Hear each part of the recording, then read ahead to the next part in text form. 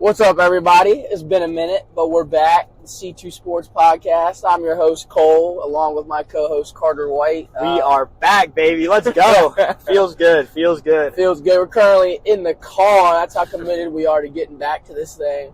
It's been a minute. We've had some things to take care of. It's been a while since we've been talking sports, but we're excited to be back. Football's back. That's a great thing. And we're just ready for it. So we got a lot of good topics. Carter's taking the lead tonight because I'm currently in the driver's seat. So got to be safe here at the C2 Sports Podcast. We don't condone distracted driving. So we're going to go ahead and get it rolling. I'll go ahead and let Carter take over from here. But, yeah, we're excited to be back, and we're ready to just have Season 2 of the C2 Sports Podcast. This is Season 2, ladies and gentlemen. And to be fair, we're taking off the summer. There's not that much going on in the summer. You got MLB and some golf, but who really cares about that? We care about football. It's back. The weather's getting cooler. Everybody's feeling good, and we're back for Season 2, and that's what matters. All right, so getting into things, we're going to start off with college football. It's definitely one of the most obvious things to go ahead and start talking about here. And today, as of this recording, this is Saturday evening. And why don't we just go ahead and kick it off with talking about the Alabama struggles today in that game. Cole, what are your thoughts on this? Yeah, Alabama looks really bad at the moment.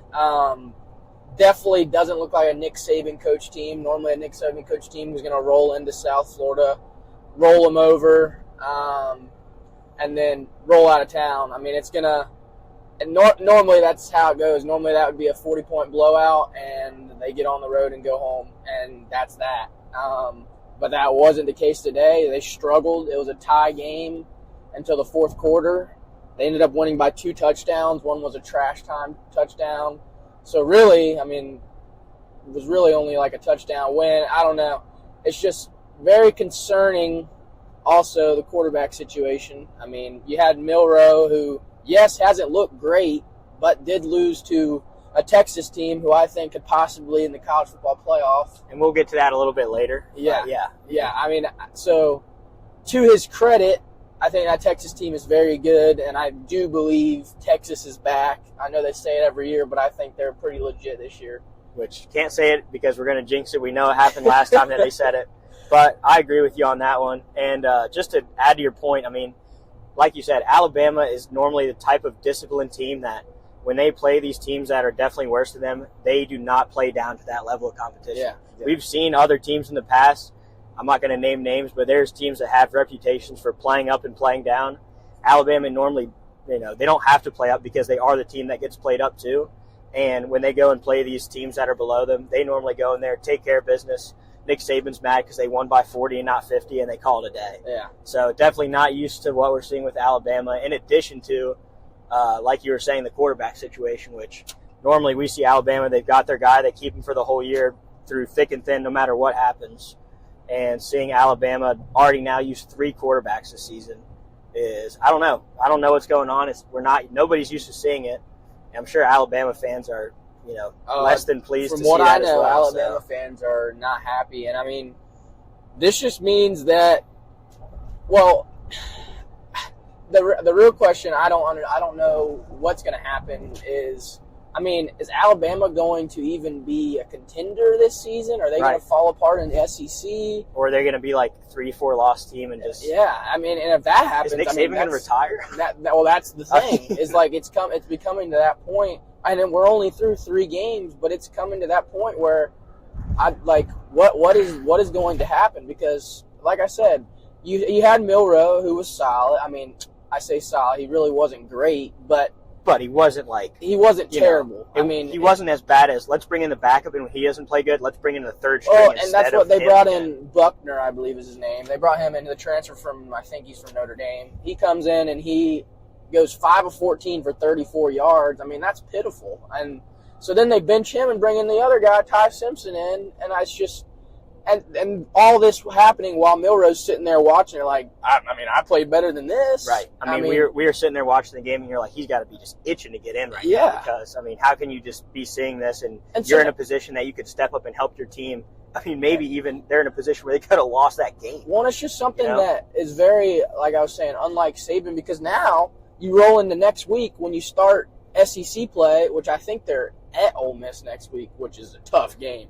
But Because they're always going to and Lane Kiffin's ready to roll, and Ole Miss is freaking awesome. If there's and their fans are ready to rock. If there's one game he wants to win, it's against Ole Miss, Alabama. like I said, is freaking awesome. But anyways, my point was that now you roll into Ole Miss, and you got 3 quarterbacks who have all played, and they're sitting there looking at Saban like, well, who's going to play this week? Right. None of them have any confidence because they've all gotten benched now. Right. None of them know exactly what's going to happen. They're going to roll into practice next week, and they're going to be in practice, and all of them are probably going to get first-team reps. It's a situation that now is very sticky, and it's at the wrong time of the year. This needed to be done by the end of week 1. You needed to know who your guy was going to be by the end of week 1. But now you're rolling into week 4, and you have no idea. And it's just very weird because this is something you would not expect from Nick Saban and Alabama. It's a bad position to be in for any team, but exactly for a team of Alabama's caliber. I mean, it is the last thing that you it was 17-3, and it's not like they went and played like a Boston College or a low-caliber Power 5. I mean, they went and played South Florida.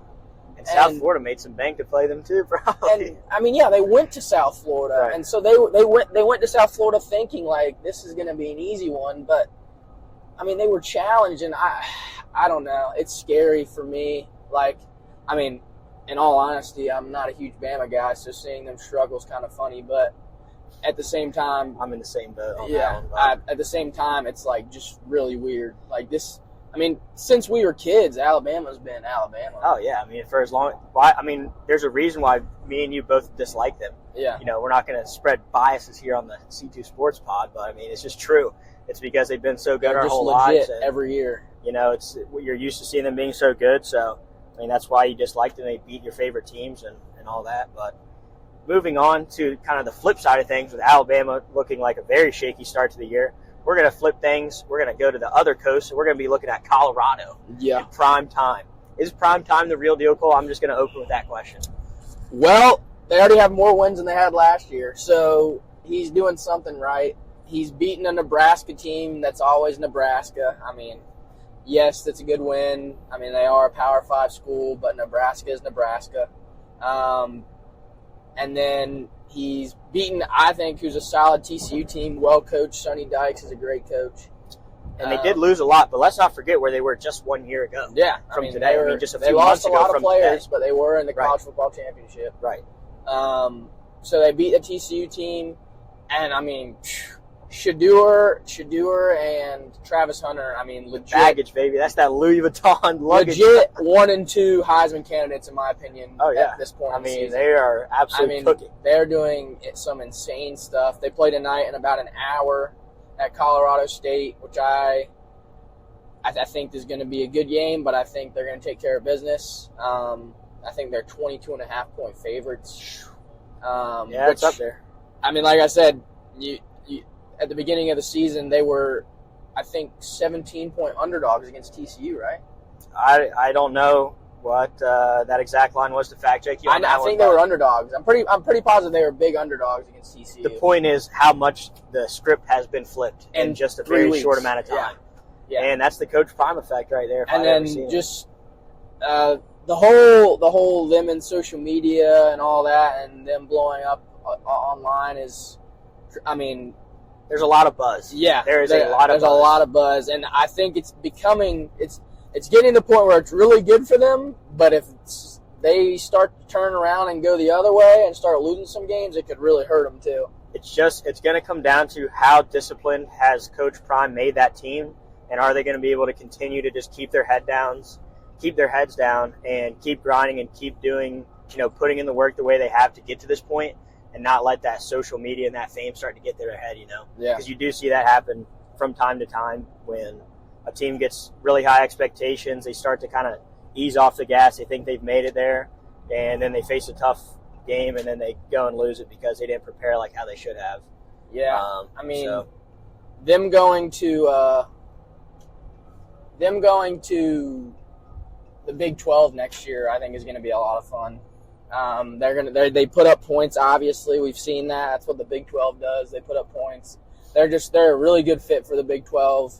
Of course, like I said, there's a lot of buzz, and that's something the Big 12 needed because the Big 12 was kind of looking a little shaky after losing Texas and Oklahoma to the SEC. Right. So now bringing them in, that's huge. Just kind of jumping to Texas real quick.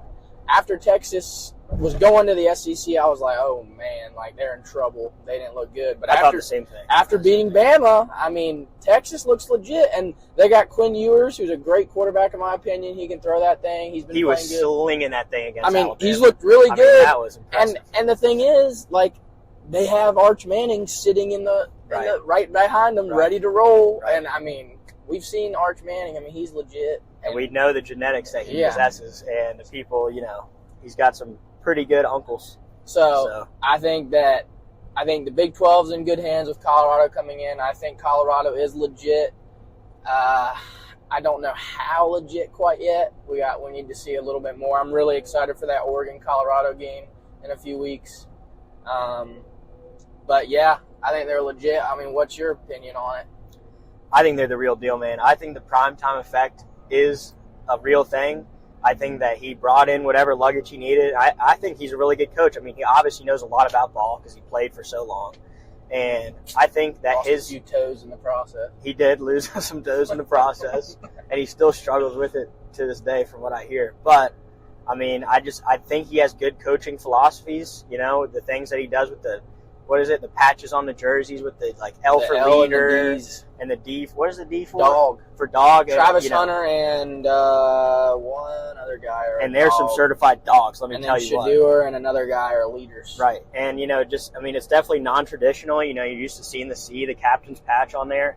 And, a lot of coaches also, traditional, really good coaches like Nick Saban like to, not really give guys too much credit and hype them up and all that, but prime time's if you're playing like a superstar, I'm going to treat you like a superstar. Yeah. And that's something that we haven't seen with a lot of successful coaches in the past. But I think that's just kind of the modern era of coaching, and he's not afraid to do things his way, do things differently. And so far it's working out. He's already taken a team that was an absolute dumpster fire in the last couple of years. And, obviously we're sitting here on a podcast talking about him, which we would have never done that if he wasn't there in the first place. Yeah. Whether they're good or not, we'd still be talking about him. But the reality is they seem to be pretty good. They've got a good start to the year. They've got, Heisman candidates on that team, and, everybody's excited to watch them. Their average ticket sales, I can't remember what the exact number was, but from last year it was maybe $60, $80. This year for the first home game or whatever, it was $512. I think they're Colorado. I think it was $6 or $8 their ticket sales last year. Yeah. Yeah. I legitimately, that's probably true. I don't think tickets for Colorado, Colorado games, y'all have to understand, Colorado games before all this happened were empty. Colorado for the last 25 years has been literally nothing in the sport of football. You could show up with a paper clip, a piece of yarn, and a bus token and probably get into front row seat 2 years ago. Colorado has been the absolute joke of the Pac-12 for the past 20 years, and now all of a sudden everybody is scared of them. And it's crazy. It's still crazy to me that Deion is there and not at Florida State, his alma mater. Right.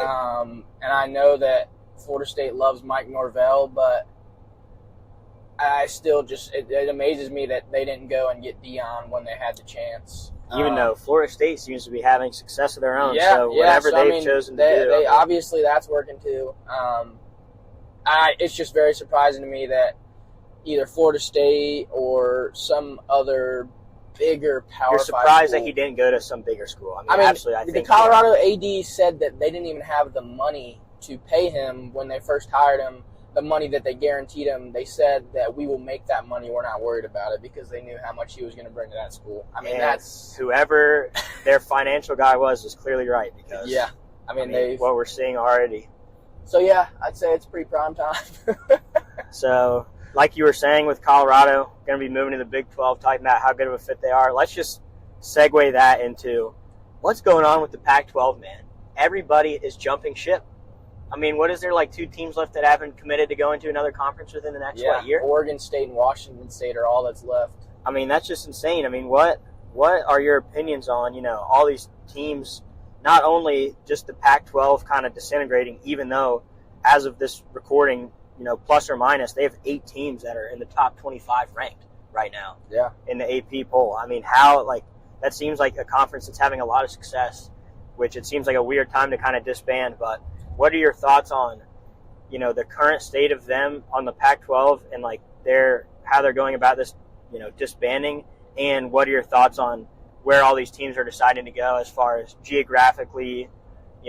Some of these teams on the West Coast going to the ACC. There's teams going all over the place. The implications of that on student athletes and travel during the year. I mean, clearly there's a lot to be figured out here. So I just want to hear any sort of reaction you have to any of those questions. Yeah, I mean, I think that the Pac-12 is just super unlucky. It's just unfortunate that they didn't get – if their TV deal would have run out 2 years later and they could have had this season before people started splitting off, I think that they could have made a lot of money. And I think that when you have 8 of the 12 teams in your conference in the top 25, I mean, you don't really have to say much more. Right. Because I would consider this a pretty unusual year for the Pac-12, at least in the last 5 years. Don't get me wrong. I mean, the Pac-12 has never been like a terrible football. Yeah, like, they're always been pretty solid. They always have 2 or 3 teams who are up there. But, I mean, this year is just proving that, I mean, they have a good overall conference. It's like I said, it's unlucky. It's unfortunate that they couldn't get another deal in place, and that's strictly because the money is just elsewhere. And TV deals and all that are taking over college football, which is another unfortunate thing. So it just sucks. It sucks for the Pac-12. And it was a good conference. It's all mostly on the West Coast. I mean, it works out well. And just kind of moving into that, the whole conference realignment is just terrible. It is. And I think a lot of sports fans would agree with you on that one. Oh, yeah. I don't really know there's too many people that are big fans of this just to list a few things, like I said, the student athlete and traveling implications, the implications of you're going to tell me that freaking tennis teams got to go right. to their match in the middle of the week over in California? Right. And that's a big thing. I mean, you look at football, and they're traveling to play 1 game a week, and most of the time it's on the weekend. And with those things being said, it's normally not that big of a deal, But it's really about, like what you're saying, these other teams, like even basketball during the week. I mean, they could be playing 2 to 3 games a week all over the country now with this conference realignment and going all over the place. And, I mean, you want to talk about teams like basketball. It's just funny because the NCAA says we are all about student athletes. Right. And student, emphasis on the student. Yeah, and we want the best for them and all this stuff. And that's what they've always said, and they always contradict themselves. It's never about that. It's all about the money, and that's the same way for these conferences. All they care about is the money, where they're going to get more money because they signed this TV deal. And it's unfortunate because now these kids, I mean, I don't know how, like, the basketball team, like you said, I don't know how they're going to be in school. I mean, that's a lot of logistics to, I mean, that's I just don't know how they're going to do class. I mean, they're going to have to be online. Right. Like, in all reality. I mean, I mean, it's going to have to be because they're going to. Seems like that would make the most sense. When you say, for example, I mean, Cal and Stanford have now joined the ACC starting next year.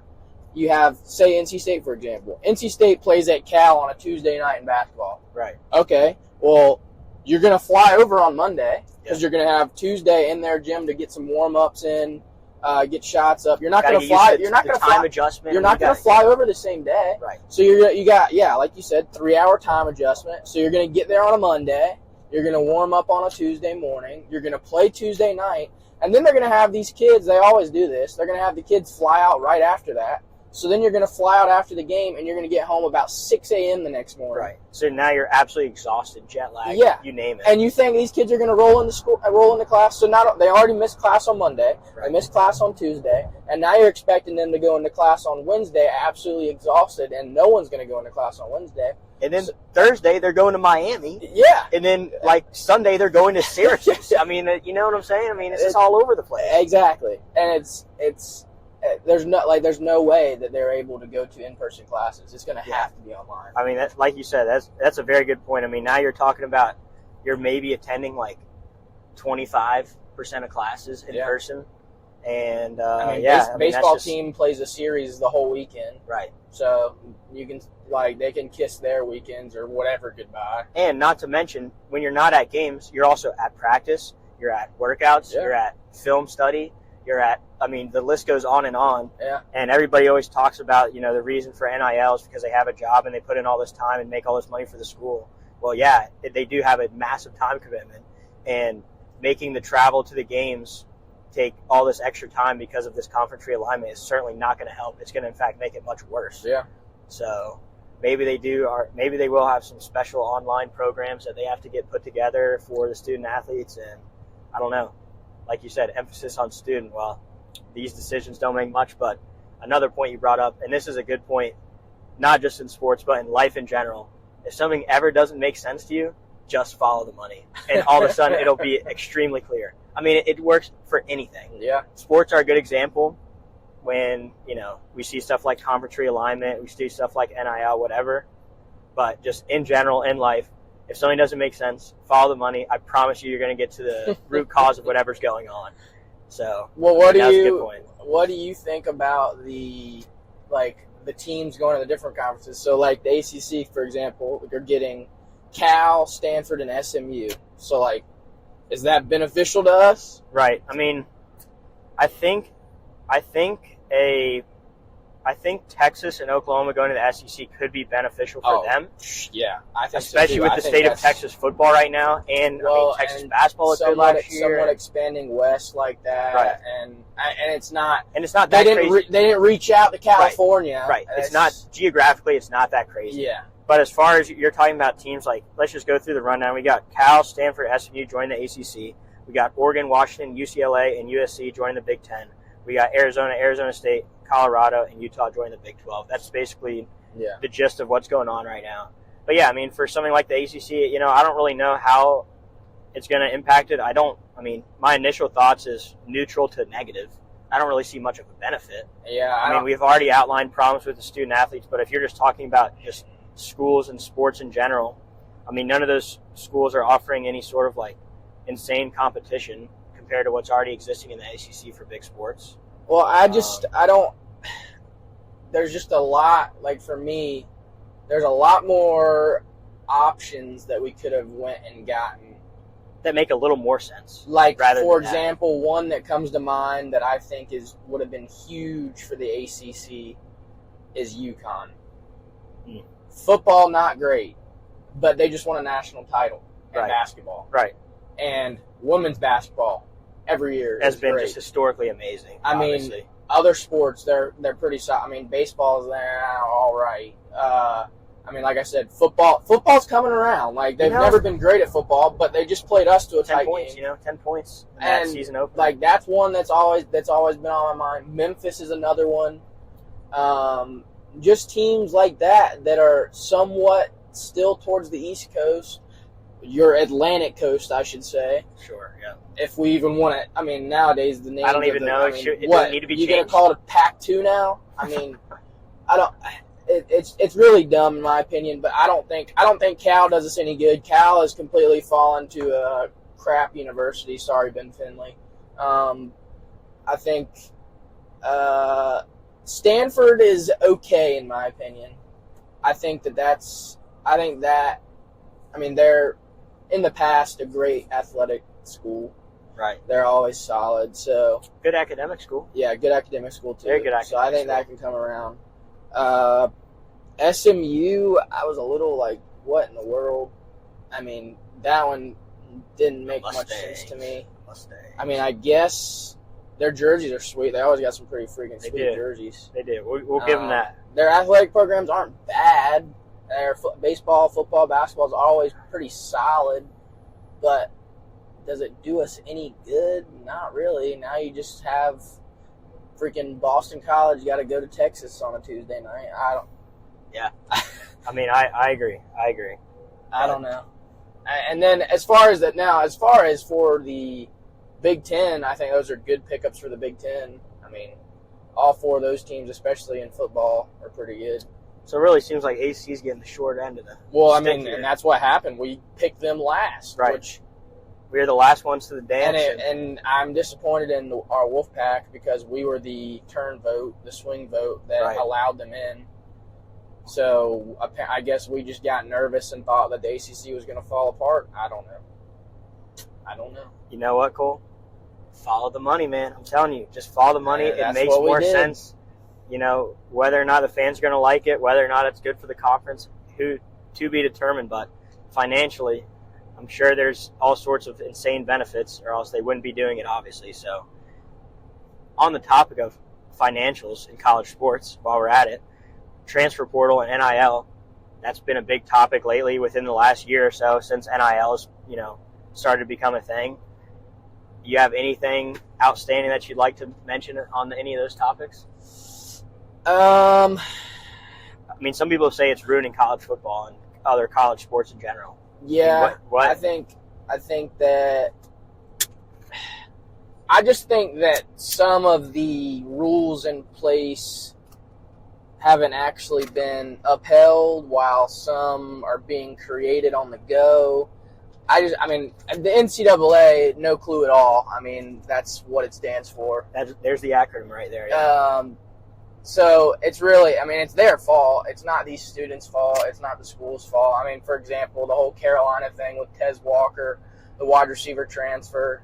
I mean, they didn't even give him his notice that he wasn't able to play until an hour before kickoff. I think it was after the game, actually. Against South Carolina, he really wanted to play. They were playing in Charlotte. That's where his family's from. This was the second time he had transferred schools. And then that happened. And it's happening all over the country with other schools. It's just the rules are not really set. They're kind of being made as we go. It's just disappointing. I mean, I think it is ruining college sports. I think that the transfer portal, in all reality, I think that part of it is on the kids. I think if you're 100% committed, then you should go to that school. Hence and the word committed, right? You're not committed if you decide to decommit. That's not committed. I don't know. I've always thought that's pretty stupid. Now, I get it if there's a coaching change. Right. I get it if something happens within the organization. But if you're just, if you kind of haven't been playing good and you just kind of lose your job and you want to go pout about it, that's not much of an excuse to just jump ship like that. That's not. 1 week later and go And somewhere I think that's where the putting in place the allowing maybe one transfer per player. Right. So that way the kid really has to think about, Right. Is this the right move for me? Right. So he can go to a place that he feels will really fit him or her. I think that, I don't know, I think that we need to start disciplining these kids again and make them really think about their decisions because, yeah, they're in college, they're going to play college sports, but most of them are going to be done with sports at the end of this. And they need to be disciplined and understand that not everything is going to be everything, happy-go-lucky. They need to see what the real world's like. Yeah, in all reality. Yeah, true. So basically, you're saying, and I would say I agree with this, there needs to be a fine line, or there needs to be a middle ground found between how it used to be where you go to a school, you commit there, you're going to be pretty much stuck there for your entire career. If coaches change, if you have injuries, if you have a change of heart, et cetera, you're stuck there and you're screwed. Whereas nowadays it's almost the entire polar opposite side of the spectrum where it's like you can just go willy-nilly and go wherever you want. You wake up this morning and you feel like you want to go to this place, and then the next day you wake up and want to go to this place, and you just do it and just do whatever. The perfect example is JT Daniels. I don't even know where he plays now, but I think he's transferred 4 or 5 times. And he played, I know he's played at West Virginia, he's played at Georgia, he's played at he's playing at a small school now. I think he's at Rice. He's at Rice. Yeah. Fact checked, he's at Rice. And then I don't know, he played at I know he's played at 4 schools. I can't remember. West Virginia, Rice, Georgia, and somewhere else. But anyways, my point is, that's ridiculous. Right. That's a kid who, I'm not going to be the starting quarterback? Okay, let me go somewhere else. I like that impression. I mean, come on, man. And Yeah. it's like, I'm sorry, I played high school basketball and I sat on the bench, but guess what? I was still a leader and I still supported my teammates. And You when had L and D on your jersey. when I got in, a and dog. made an impact, and then I went back and sat on the bench and started clapping my hands again. And you didn't get a choice if you wanted to And transfer high school. Well, and I could have transferred, but I didn't care. I mean, I liked being on a good team. I mean, for JT Daniels, for example, go be the second string at Georgia, support your boys. Go win a natty. Go win a natty, and if your time comes, your time comes. And then, like 18 years later, when Stetson Bennett leaves, then you can be the starter. I don't know. What do you think? I mean, I know you said you pretty much agree. I agree. I think there just needs to be a middle ground that needs to get found, and a lot of that just comes down to the NCAA planning these things more in advance. And I understand it's difficult because things are rapidly changing, and the rules of college sports have totally changed the last couple of years. But just get a little bit more guidelines in place. Like you said, put a limit on how many times you can transfer.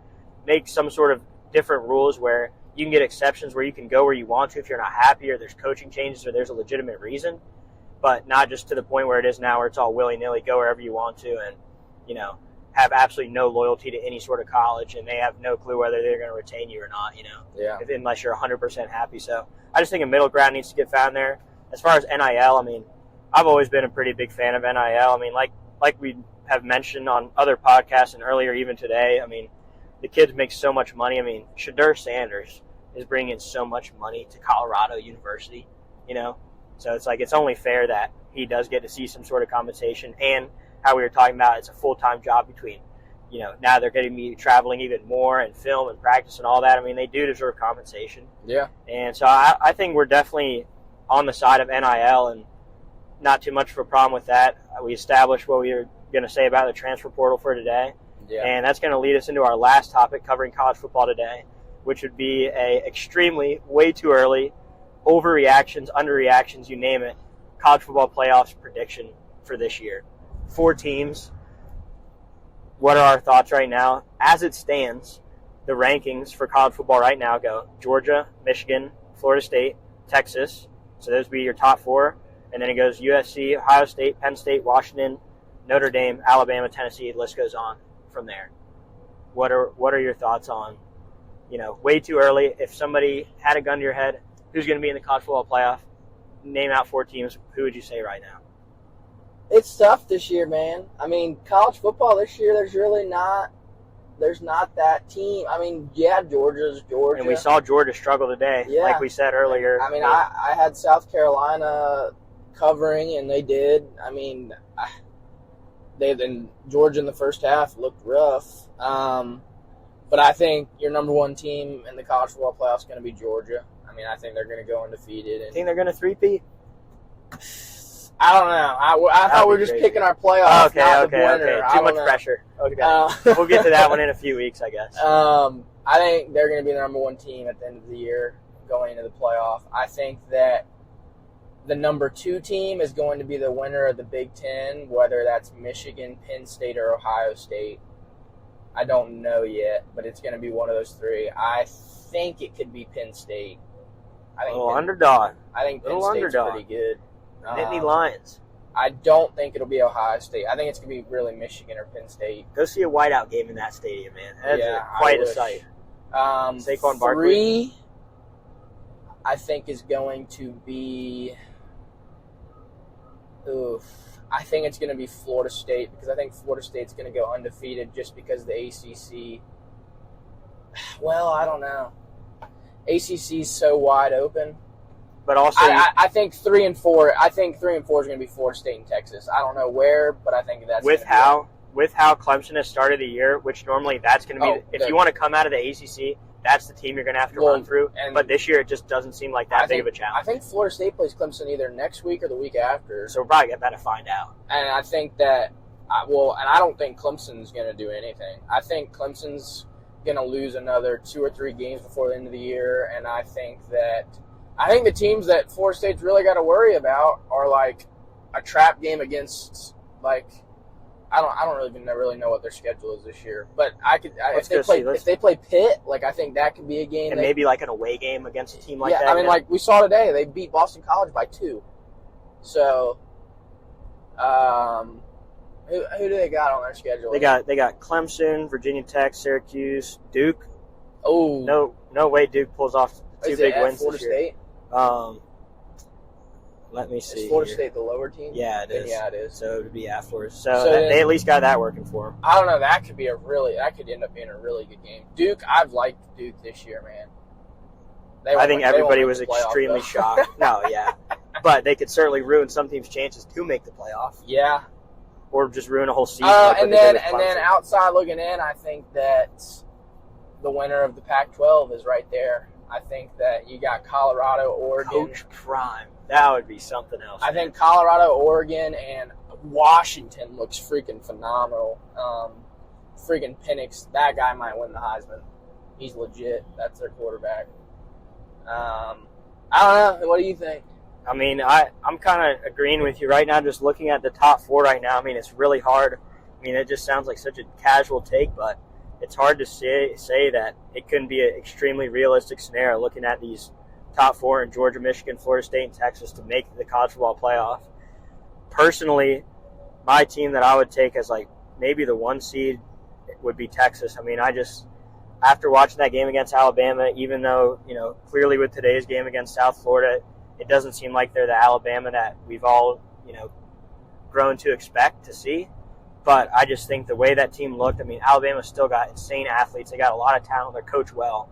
And, just seeing, them sling it all over the field and play good defense. And, I mean, I think Texas could be a serious contender this year. And yeah, they look really obviously, good. If Georgia is undefeated, they're going to remain as the 1 seed. But then even as the 2 seed, I could see Texas moving up there. Like you said, it's going to be some team, coming out of the Michigan, Ohio State, Penn State type of deal. Washington is a good one to bring up, but I'm gonna say this right now in hopes that we come back to this later on in the year. And I think Coach Prime, baby. Oh my god!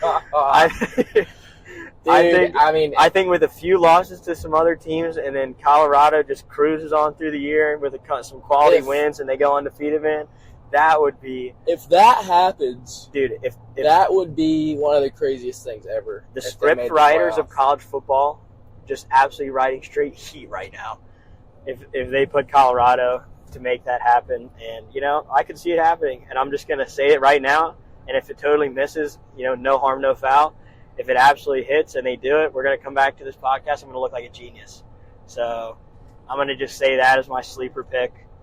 And but other than that, like we said, I mean, the teams you're looking at in the top right now, that could be a very realistic scenario. I don't know how many times that's happened where you've taken, week 3 and you see the top 4 and those are the 4 that end up making playoffs. I don't know. I'm sure if you look at the stats of that, it's just not very likely.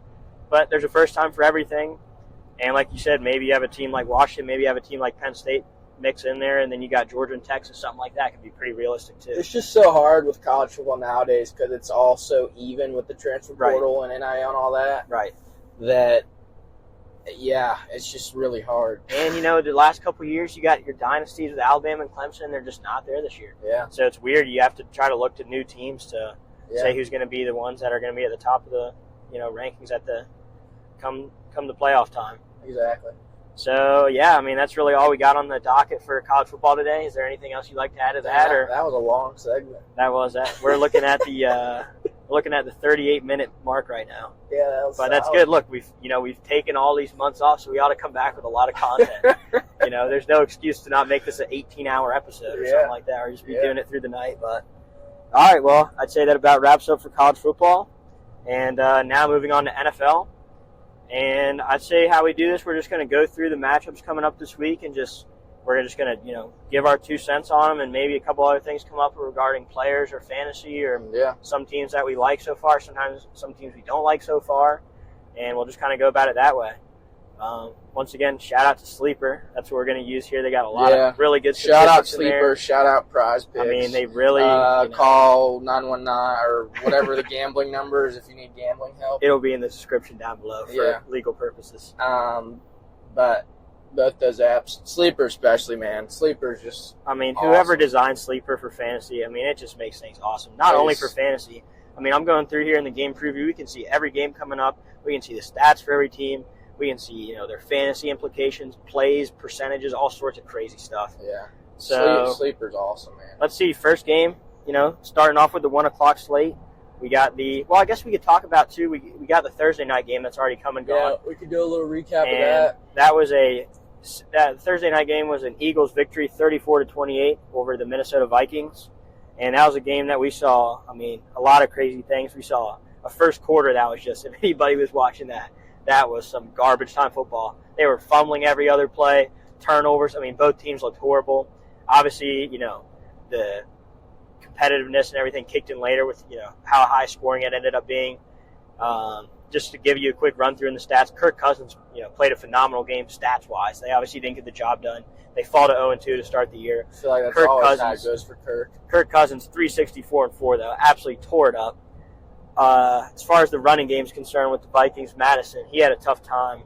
But a lot of that, is credited to the, outstanding Eagles defensive line. You got guys like Jalen Carter that they just drafted. The whole lot of that team. Madison was getting hit at or behind the line of scrimmage. Yeah. So there's really not much he could do there. 28 rushing yards. I think Ramondre, which is also that regarded Georgia as pretty Bulldogs defense. Exactly. They drafted all Georgia Bulldogs, and clearly it's a good strategy because I think Ramondre had maybe 25 yards last week. He's a good running back. Madison's a good running back, 28 yards. You're just going to be seeing a lot of running backs just not even top the 30, 40-yard mark against the Eagles this year. And, obviously the way is going to be to attack them through the air, even though they do have a good, pass defense too. They got Slay back there. They got a bunch of dogs. There's no doubt they have one of the best defenses in the league. Also, just to finish off on the Vikings side, Hawkinson had a good game, 2 touchdowns. Justin Jefferson, no touchdowns again, but another He almost had that one 159-yard touchdown. game. Yeah. Fumbled in the end zone. Which, talk about the touchback rule, man. Some people are saying we need to change it. I say hold on to the ball near the goal line. Okay, one thing, how is that not a touchdown if he had the ball when he crossed the plane? Nah, it was loose already. It was? Yeah, it was loose Okay, already. I really didn't It was close. It was a really close call, and I think I they didn't know called it was loose already. I was talking to my coworker, and he said that he still had it. Oh yeah, no, it was. I think Okay. Based on the replay, it was definitely loose. I was going to say, 'cause Previously. the rule is if you cross the plane and have Right. control, Right. that's touchdown, right? All you have to do is 'Cause, just barely get. There's quarterbacks that jump over the pile, Right. just reach the ball over and fumble. You just have to get a millimeter of the tip of that ball to cross the millimeter very front part of that spray painted white line, and that's a touchdown. And but no, there's no doubt it was definitely out. But he still had a great game. A lot of people are coming to this game taking his under, maybe with Slay, going to be shadowing him all game. You obviously know that's who they want to go to. He's so good. It didn't matter, man. 11 catches, 159 yards. There's a reason why he's getting drafted where he got drafted 101 across every single league you ever played in. Yeah, even friggin' super flex leagues, he's getting picked at. Right. Some people want him at 1. And, besides that, Jordan Addison continues to break out. He's had a touchdown in both games so far this year. He's going to be really good. Both were a deep touchdown, and it's almost kind of looking like the next Justin Jefferson. Justin Jefferson, rookie year, he kind of eased into the it Vikings, slowly. I cannot believe, and I don't know. I really like Kirk Cousins. I don't know what the Vikings' problem is because I think that yeah, you had Thielen, who I've always been an Adam Thielen fan. He's never done anything wrong. Adam Thielen. and then Justin Jefferson. You had both those guys, and now you just replace Thielen with Addison, who's even quicker and right. I bet probably a better receiver than Thielen. I don't know. It's early in the year. They're 0-2 already. I don't know. Looking at the Eagles side, Jalen Hurts, definitely not his best performance. I think the biggest thing to note is, his rushing upside and just his skill watching him as a runner last year was just a huge part of that Eagles offense. He would get out of the pocket and he'd take off like he's going to score a touchdown every single time he'd go to run. And, just watching this game, it seemed like he was just very timid. I don't know if he's scared of getting injured, if this is a coach's direction to, just not take as many hits as we see with a lot of running quarterbacks. A lot of veterans and stuff advise quarterbacks to just get down, don't take the hit, keep your longevity in the league. But, Jalen Hurts, he just wasn't running the same. He didn't bust out any super long runs.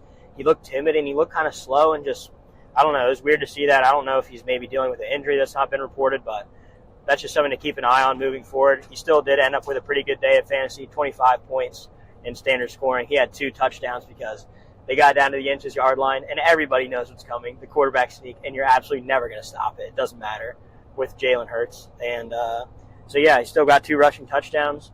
I think the biggest thing of this game from both sides was how well DeAndre Swift played.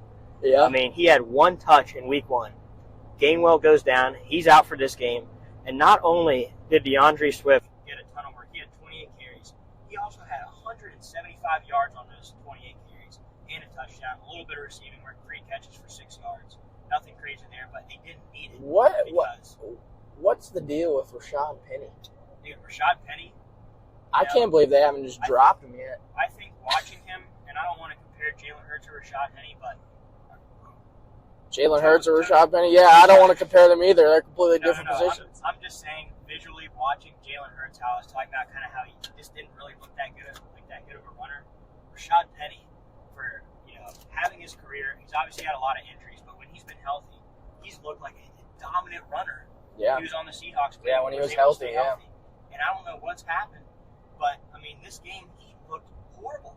I mean, he just did not look like a good running back. They hardly gave him the ball. He looked like he was running in slow motion with the opportunities that he did get. I mean, again, 3 carries, 9 yards. He didn't get that much of opportunities.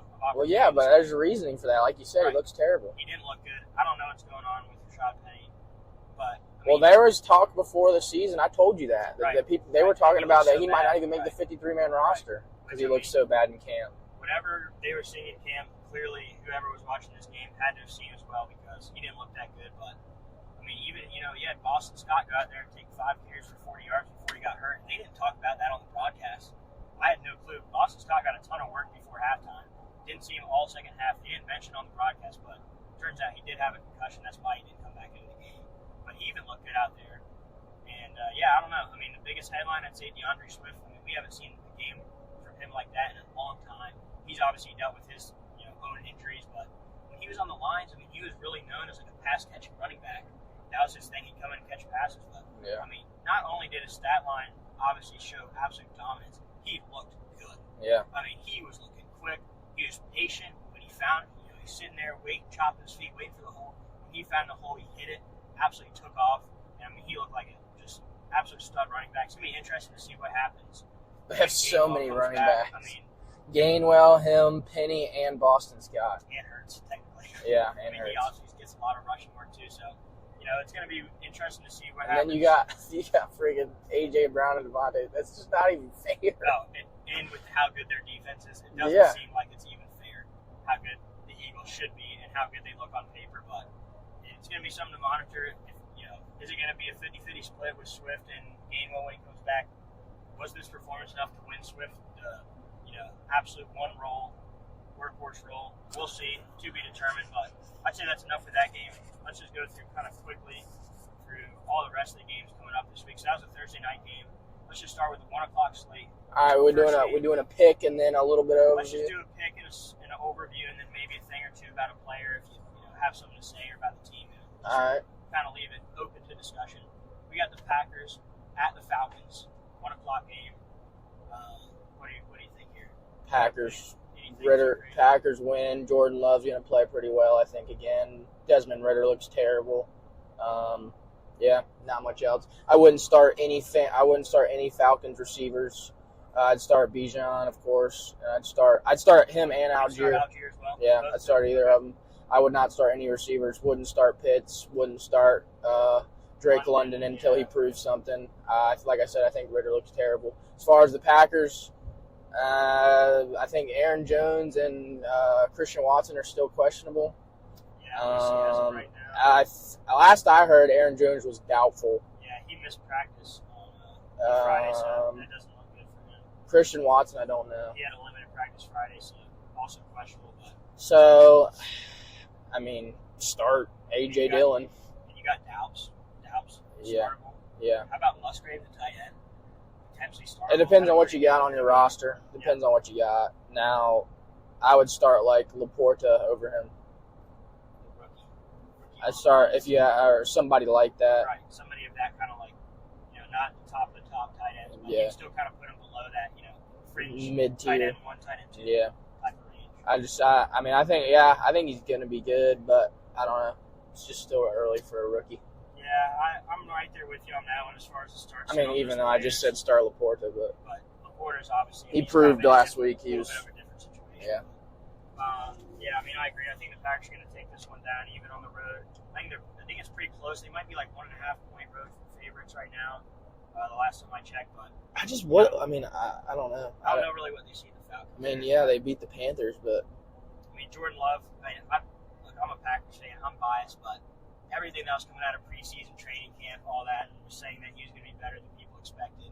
I mean, what are the odds that the Packers are going to hit the lottery 3 times in a row with Favre and Rodgers? I told you this when he came in for Rodgers that one game. I said, man, he looked really. I said, man, he played that one quarter and he looked really good. And I think that the Packers have played this scenario correctly with having him study behind Aaron Rodgers. You can even see his mechanics, like the little, jump, open the hips, throw when he rolls out to the left side. I mean, there's just so many things that you can see resemble Rodgers. I think he was an incredible student to him. I think he learned a lot. And I think Jordan Love's going to be even though Rodgers was a piss poor mentor. As far as the physical attitude, play, I'm just saying as far as like what Jordan Love should copy from him. Yeah, just like the physical. No, I agree. The reads and all that kind of stuff. But I think Jordan Love's going to be solid. I think he's going to have a really good year. As far as people putting him right now, like mid quarterback tier, I think he's going to be chasing up to that elite quarterback tier, maybe like fringe top 8 league kind of guy by the end of the year. But as far as the start sit, I agree with all that. Moving on to the next game, we got the Bills versus the Raiders. I'm going to just go ahead and put this one out there. I think this is going to be a get-right game for the Bills. Obviously, losing to the Jets in week 1. The second Aaron Rodgers goes down in the 4th play of the game, I believe it was, for the Jets offense. I mean, the Bills are thinking that they should have this one in the bag. Yeah. Ends up going to overtime. The Jets' miracle punt return for the win to the crib. And, that's not something that the Bills fans expected after, the Rodgers injury, especially. Even without the Rodgers injury, I'm sure they wanted to win that game, even though it was close. But I think the Bills are going to go ahead and take care of business. I think they're probably one of the highest implied point totals on the slate this week going up against the Raiders. I think they're going to get right. Start your Bills. You got, James Cook, Josh Allen, obviously Diggs. Not sure that I'd go with, Davis if you got better options with Gabe Davis there. I mean, obviously that's a boom-bust candidate. So if you think you're going to need something like that, a big week from a player, I mean, maybe you could start him. But looking at the tight ends, I mean, what do you think about Kincaid and Knox? We saw a pretty even split for them. I think Kincaid maybe had one more catch or one more. So I don't think I would start either of them. It's right. I mean, if one of them were getting all the work, then right. Yeah. But it's just the fact that they're doing all this splitting. You don't know. Like, one of them could end up getting all the work, and right. You have no idea which one. And you don't know what game it's going to be depending on their game plan. I mean, I mean, tight ends is just so hard. I mean, there's nothing. The reality is, no matter what tight end you play, unless Kelsey, you're probably going to be a wash on the week with whatever other person you're playing who they've got at tight end.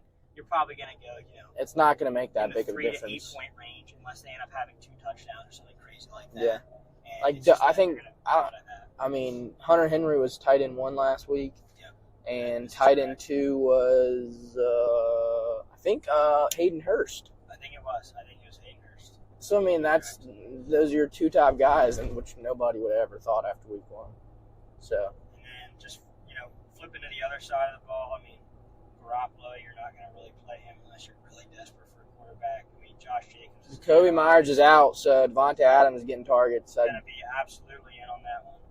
And Kobe Myers looked really good until he got plowed. Yeah, which hopefully he's doing okay. I mean, that looked like I think that was one of those ones where it just looks visually very scary. Yeah. With he looked like Tua. Yeah, and his eyes and his face and everything like that. Obviously, super scary. Reminds everybody the dangers of the game that we all really love to watch and all that. Yeah, I mean, what do you think about Renfro? Probably gonna go ahead and sit Renfro on this one. We got a incoming call here. We're just gonna pretend like that didn't happen. Keep moving on here. So what do you got? I mean, you're gonna go with the Bills, obviously, to win this one. Oh yeah, Josh Allen won't do anything like last week again. I mean, he had a terrible performance. Speaking of the next game coming up here, speaking of good elite quarterbacks with terrible performances, we got the Bengals against the Ravens. And obviously the Bengals. Both of them, Lamar and Joe, play bad. Lamar also coming off a one game fantasy-wise as well.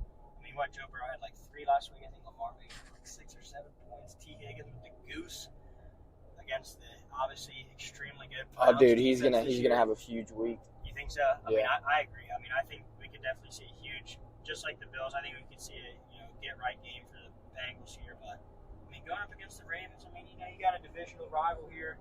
I don't really see I see the Bills, like I said, blowing out the Raiders, but I see this game being pretty close, but maybe a little bit high scoring. You think? Or? Yeah, I think it'll be pretty high scoring. I think it'll be a good game. I think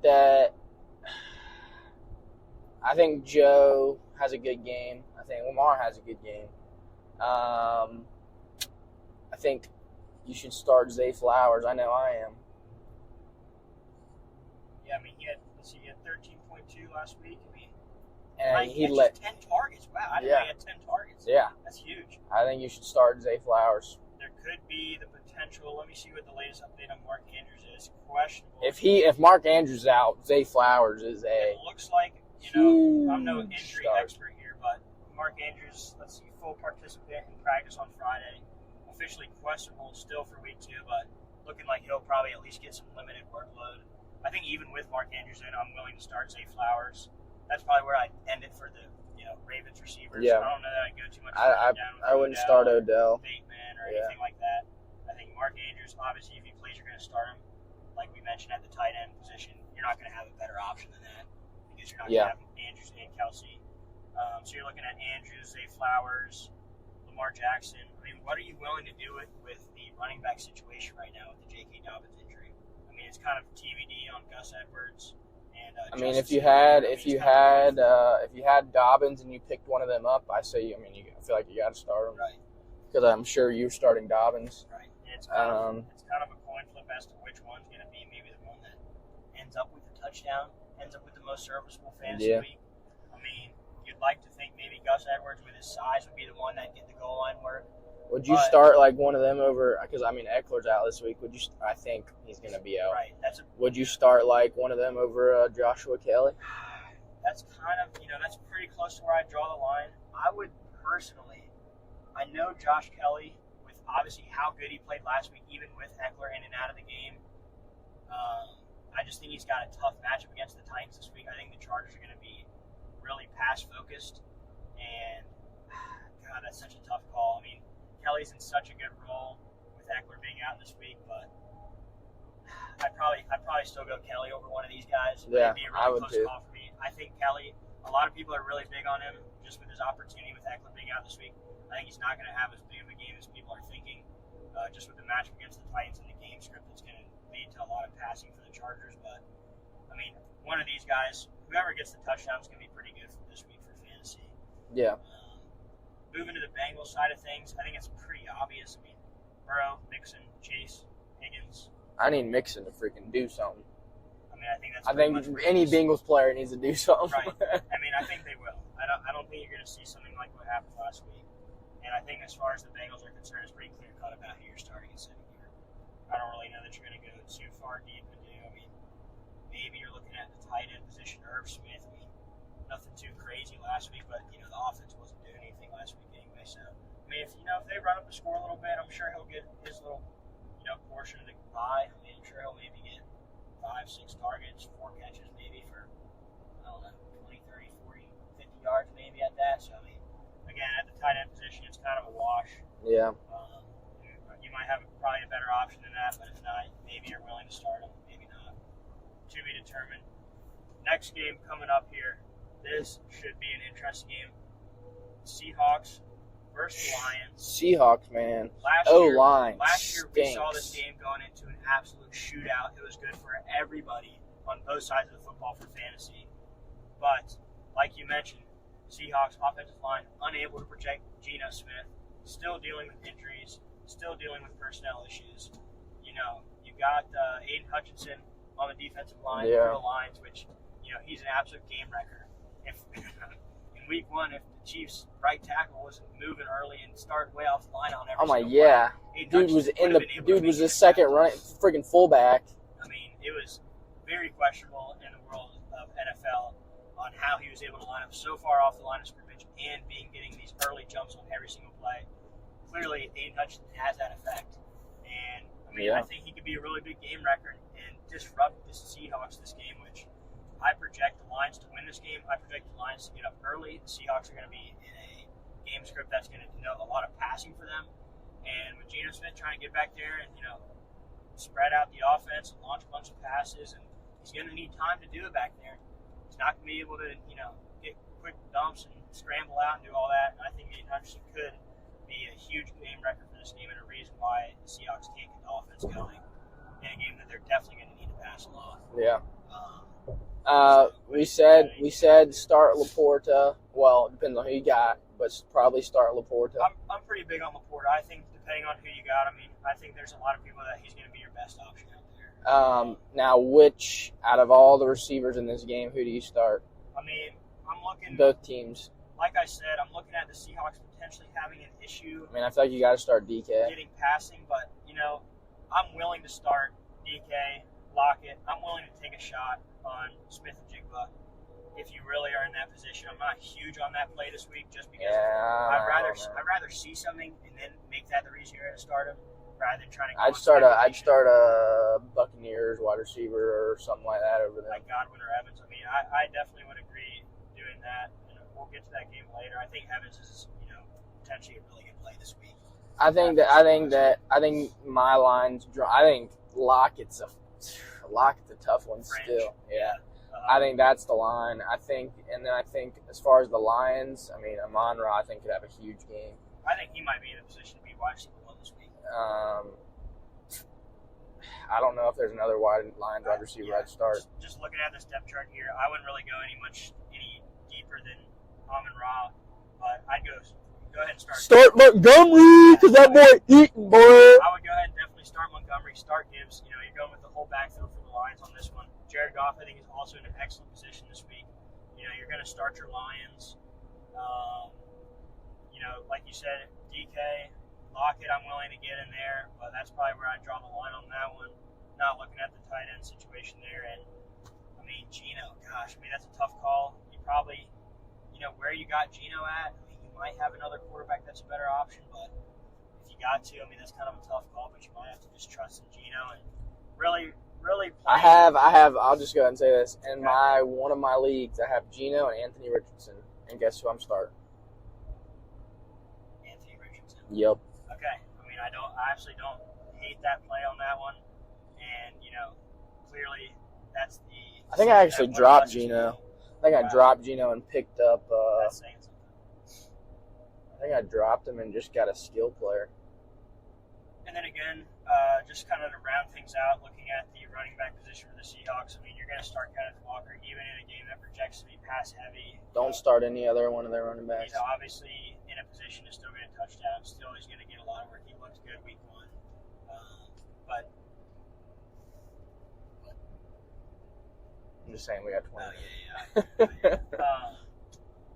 Anyhow, I think the Lions are pretty obvious starts in this one, and then anything with the Seahawks, you're just hoping that this game turns into a shootout again. And it does have one of the highest over-unders of the week. I believe it's somewhere up. It's either in the high 40s or maybe it cracked that 50 mark. So obviously Vegas thinks it's going to be a shootout despite the offensive line struggles for the Seahawks. But it's going to be an interesting one to see there. If you're doing any sort of daily fantasy DraftKings lineups, that could definitely be a game to target and have multiple players from if it does end up in that shootout. Because as we've seen, having stacks in games that turn into the super high-scoring games of the week, just like this game was last year, you could really kill it having 2, 3, even 4 players from a game like this, if that's what it turns into. A game that you probably don't want to have a lot of players for your daily fantasy. This next game coming up, we got the Texans versus the Colts. Yeah. I think the over-under in this one is below 40. I think it's somewhere 37.5, 38.5. Kind of gross. What a boring game. For fantasy concerns. What do you look? You're going to be playing Dameon Pierce. You can take a dart throw at any of the Texans wide receivers, but you're not going to be happy about it. You're not going to be playing Stroud. Richardson's probably in Pittman, man. I think Pittman's, now that they actually have a coach who knows what he's doing, not Jeff Saturday, now that they have a quarterback. Crazy. I forgot they had that last year. Now they have a quarterback who can play a little bit and is not stuck in the backfield like Matt Ryan was. Right. I think Pittman's a good start. I think he's a solid wide receiver too. I think, especially for where he was being drafted. Right. I think a lot of people are going to get really good draft day value on Pittman as far as how he's looked so far, how the Colts are looking like they're going to be able to utilize him. So besides that, I mean, you got Richardson, you got Pittman in there. I think the really only big question as far as start-sit goes with this game is the running back situation with the Colts. Zach Moss is going to be active this week. Deion Jackson, not a good week last week. It looks like Zach Moss is going to be the starter, so I guess the real question is, are you just going to be willing to start him or not? Most likely, if you have him on your team, you probably picked him up on the waivers this week. Because you have to start him. If you're in a fab league, you probably spent a good bit on him, maybe anywhere from 10 to 25%. I assume if you went out of your way to pick up Zach Moss, that you have to start him. I hope so. Just because of that capital that you invested in. Yeah. Because Zach, I would stay away from that Colts backfield. I had Deion Jackson, and he's gone. I dropped him. He had a quick tenure on your team there. He was there for a week, and he's gone. So, I guess the big question here, we're just going to settle this and say if you went out and were able to get Zach Moss, you're going to play him for whatever you paid for him or whatever waiver priority you used on him. Other than that, as far as the outcome of this game, who are you going to take here? I'm going Colts. I think I'd go with the Colts. I think. Which are the Colts 1-0? The Colts are. Or do they? Who does it? I think they're 1-0. They played. They lost to the Jags. Oh, they lost to the Jags. Yeah, that's right. Never mind. But they played them pretty good though. Yeah, they played them pretty good. That's right. Good, okay. I'm gonna go with the Colts with you on that one as well. The Texans, they got a lot of young talent, but we just really haven't seen anything yet. So Stroud just hasn't shown enough either, man. And a lot of people question that pick on draft day. Obviously, a lot of people referencing the low IQ. Will Richardson end up being the best quarterback out of the draft? That would be something else. We got a lot of time, the draft shook out, but to be determined. He's in a position where he could have a year that would be supportive of him being the best quarterback out of that draft class. I agree with you on that one. We'll see.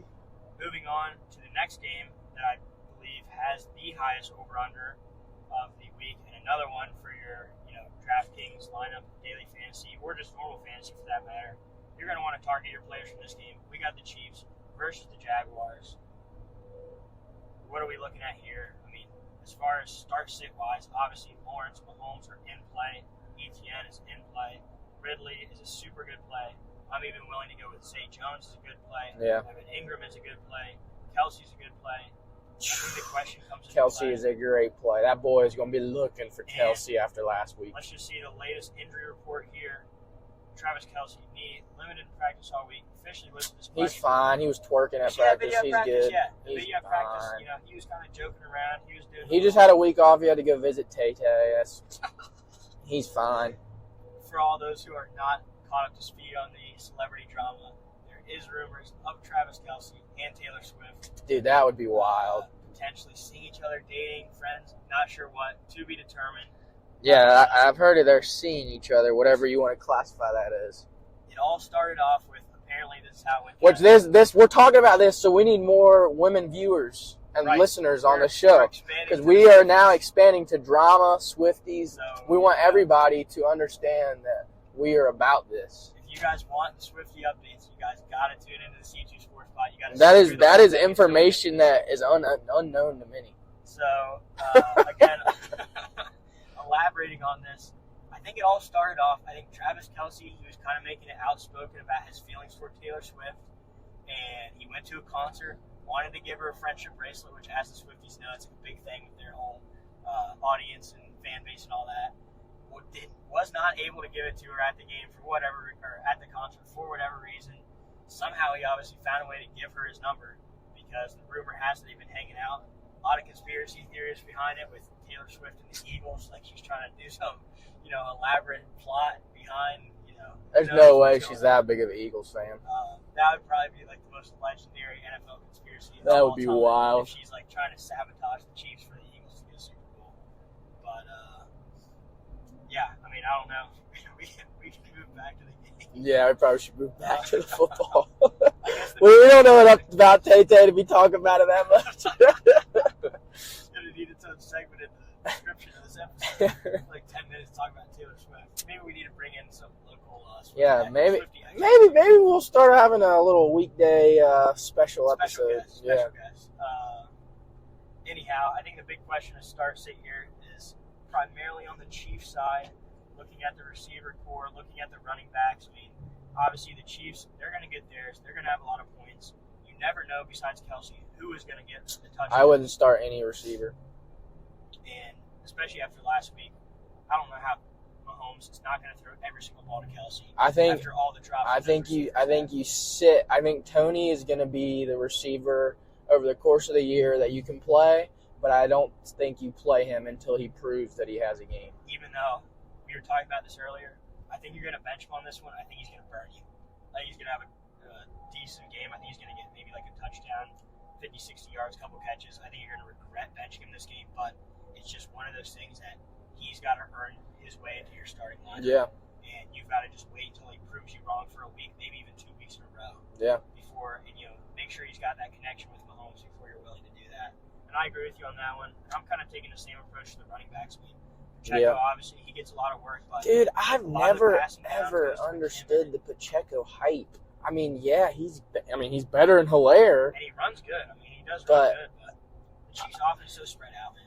It's always so tough to call. Yeah, it is. So, I mean, if you don't have any better options, you can always take a shot on any of these Chiefs guys. Only people I'd start on the Chiefs is Kelsey and Mahomes. And I could definitely see why you would do that. You really never know who else. I mean, there's going to be one receiver or running back that has it. At least it's one just that someone different game. every time. You just don't know who it's going to be.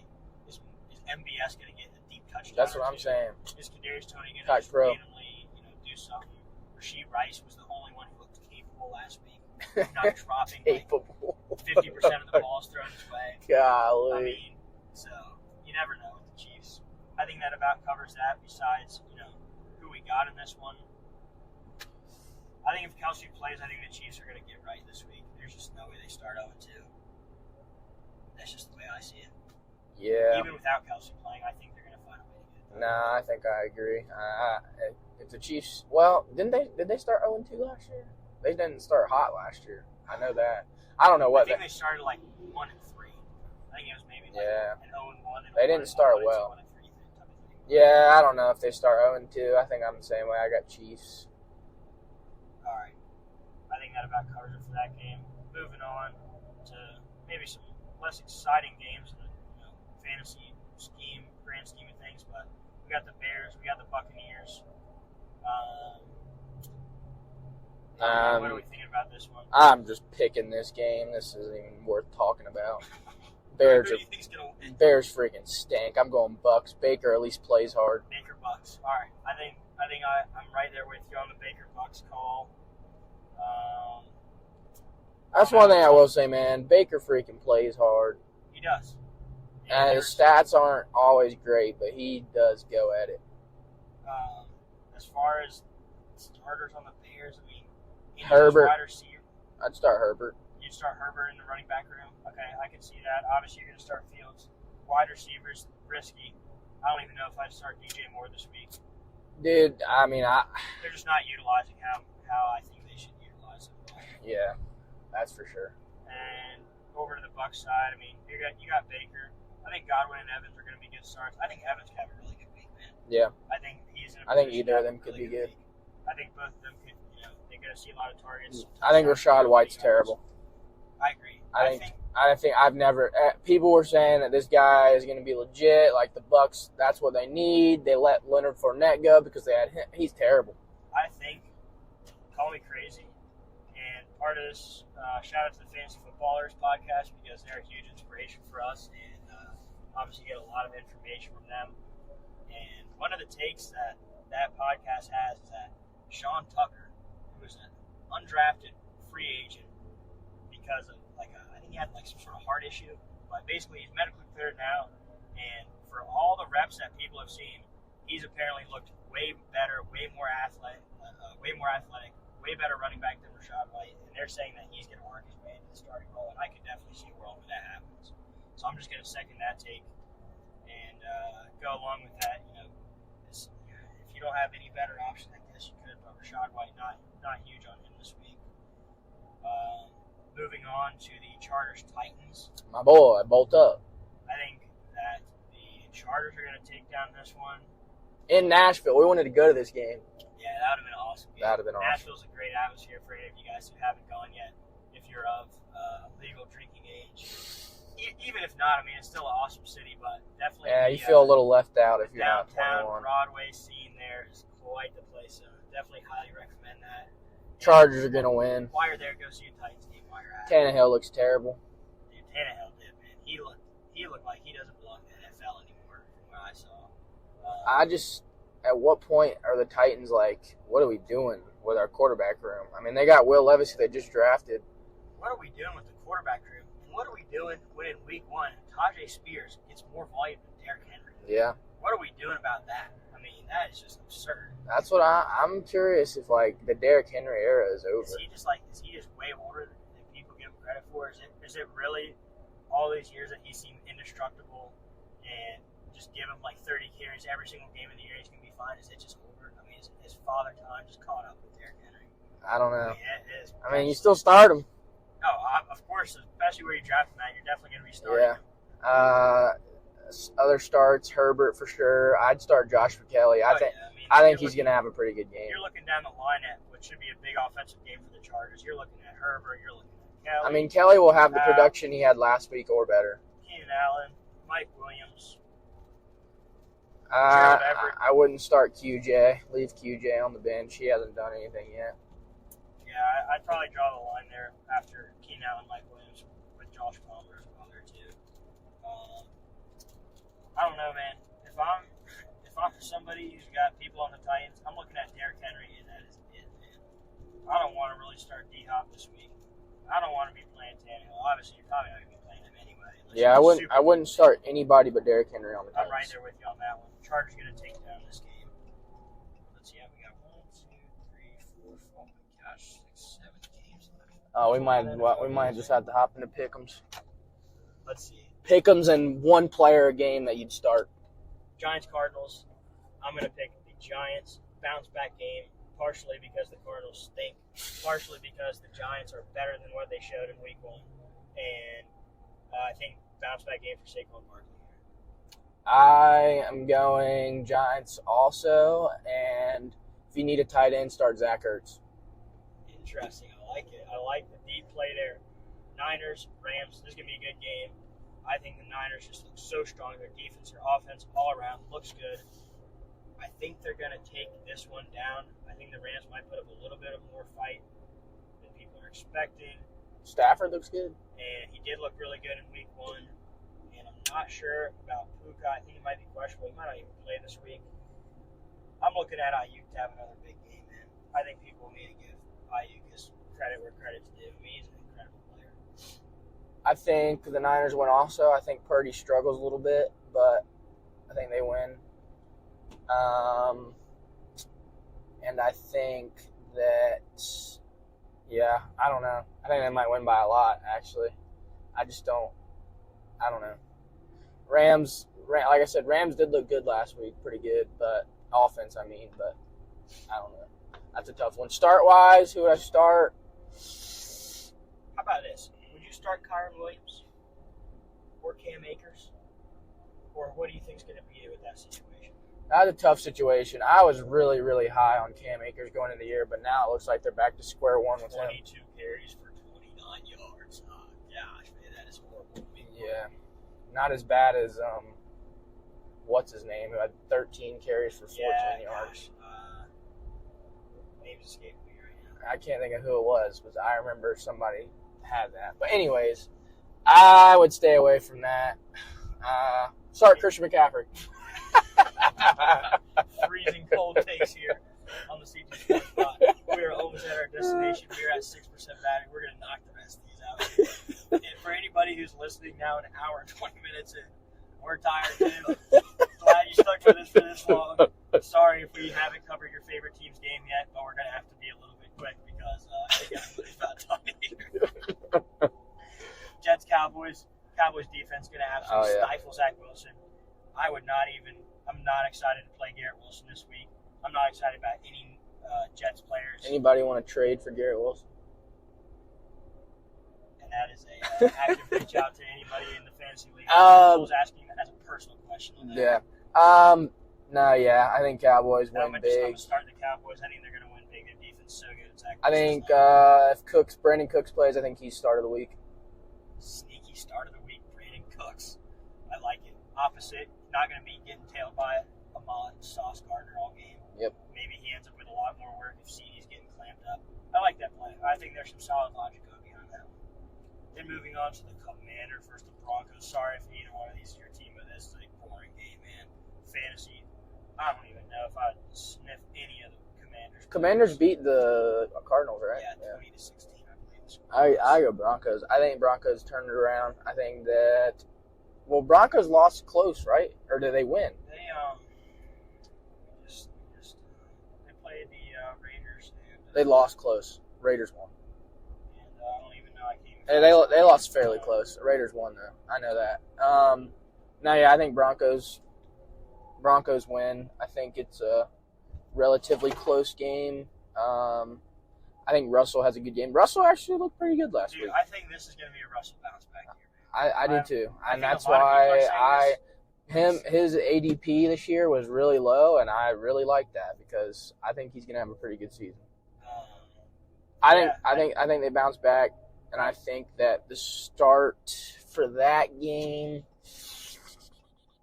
Right now, Jerry Jeudy is good to go for Sunday. That's the latest report. I'd start Javonte Williams for sure. Start Javonte. Now Jerry Jeudy back, split between him and Courtland Sutton. Maybe not looking as juicy for Courtland Sutton as people thought. Yeah. Going on, Dolphins, Patriots. I like the Dolphins, man. Their offense looks so damn good. I mean, there's nobody that's going to stop this Dolphins offense between Waddle and Tyreek. I think this week is going to be a Jalen Waddle game. I don't know why. Dude, he didn't do nothing last week. I mean, he's had a pretty decent week still, but just nothing compared to Tyreek's output. I mean, he had let's just get a little fact check on this. How many fantasy points did Waddle have? He had 5 targets, 4 catches, 78 yards. I mean, I guess I just half PPR, missed that. About 10 points, but I mean, I think it was just super quiet compared to what Tyreek did. Yeah, they freaking cooked our Chargers. I think our defense is supposed to be pretty good. Yeah, especially the pass. J.C. Jackson's a freaking dummy. Oh my gosh, that was so hard to watch. Well, he was getting cooked and he was just doing dumb stuff, like the freaking interception in the end zone, and he returned it out of the end zone. That was just sitting and kneeling down. Yeah. I think it's gonna be a Waddle week. Big on Waddle. Big on the stack with him and Tyreek and Tua. They're gonna get the job done. Speed round. Yeah, I don't know what you got. What do you got winning this game? I got Dolphins. Yeah. And moving on, Saints, Panthers. Ooh, this is kind of a tough one. I got Panthers at Carolina. We're gonna split. I got the Saints, even at Carolina. I think they're gonna get the job done, and I think Derek Carr might sling it around a little bit. I think you start Hayden Hurst again if you need a tight end. I agree with that. Browns, Steelers. I got the Browns. They looked good last week. Defense looking good. I agree. Steelers look terrible. Watson. And by the way, let's just note this, man. They got the doubleheader Monday night, an hour apart with the Saints Panthers. Yeah, it stinks. I don't know anybody who's a fan of this. Again, follow the money, but I mean, come on. I mean, that is just. I don't really understand the doubleheader Monday. Thurs, baby, thurs. All right, so we're split on that one. I got the Saints, you got the Panthers. Let's see. I don't know. That about finishes the NFL. It's a little bit rushed at the end, but I think that was for the better for everybody here. Yeah. And I mean, we've just touched down. The C2 Sports Pod has arrived in West Jefferson. We're going to be here competing in a golf tournament tomorrow morning at 8 a.m. sharp. So we got to hit the hay. Oh yeah. Right when we pull up here, and after we get a few quick glimpses of prime time. Yeah, definitely got to tune into the Colorado game. And Shadur Sanders discounted line on Prize Picks. Pretty juicy. Anyhow, so we'll be back on the socials. We're going to get this thing back up and running with season 2. We will. Should we get the social activated with the golf tournament tomorrow? Yeah, I think we should get it activated. If there's any sort of live leaderboard scoring or anything, we'll link that in like an Instagram story or something like that, and we will just keep everybody updated. Obviously, if either of us wins gross or net or any sort of thing like that, we're going to be letting the world hear it. Other than that, yeah, we got the golf tournament tomorrow, and very excited for season 2 starting back up.